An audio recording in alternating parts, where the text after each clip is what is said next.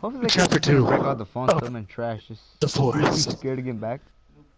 Hopefully they do that. Now here are a few documents of what Edgar wrote Let's during hear the 'em. forest. I encountered a strange creature today. I tried to fight it off with my axe. But I soon came to realize it was just no ordinary animal. It was a human being. But not a normal human being that you would randomly see. But a mutated human. I decided to investigate and follow it to where it may have laid its domain. And I found a tribe. A tribe of albino Mexicans. And these albino Mexicans decided to invade, decided to eat, decided to kill their own kind. I saw executions. I saw children. I saw giants. And so I began to recuperate. And after I saw the mass destruction I had witnessed, I began to preparate my forces. First, I began to build walls, because walls are the main priority of a city and kingdom. And so I called it the Edgarites kingdom. After the preparations were made, I had to make weapons. Weapons to keep myself armed. Weapons to keep my people safe. After the weapons were discarded, I must make agriculture in order to supply my mortals. After this day, we lived in peace and harmony for 20 days. But then on the Horde day, the 21st, everything changed. Chapter 3, the war. People say this war was started by the albino Mexicans, but it was completely wrong. My mortals began to poke at these people, began to provoke them, and then one day they went one step too far.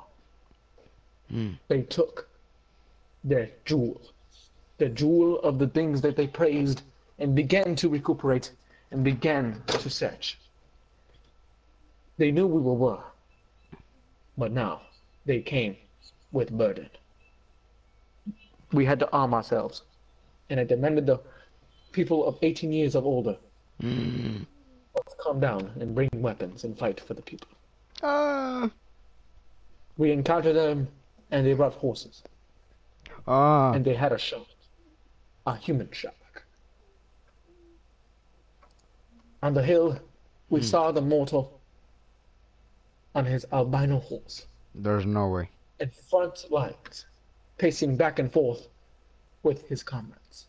Holy. They had a language in which we couldn't understand, but I believe it was a war cry.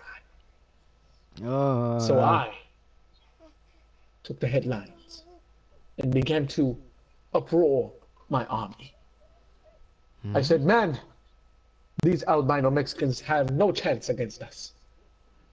Even though this was our cause, we must fight for our people, for honor, and for our families. Now let us ease this match and go back to our wives and live the rest of our lives. After I said that speech, my men began to roar, began to scream, began to yell, and began to charge. The last man standing was just a mere mortal. It was me. I saw one of my best commanders die that day. His name was Samuel. Samuel was a nice, noble man with a family with 3 kids, and he died with honor. I came back wounded, came back battered, and came back with victory. There's no way. After that day, we never had another war. We had to train our young men, people of 6 to 8 to 10 years of age, Jesus. in order to arm themselves in case another invasion were to occur. And now, I am going to become a man. Holy. Chapter 4, the end of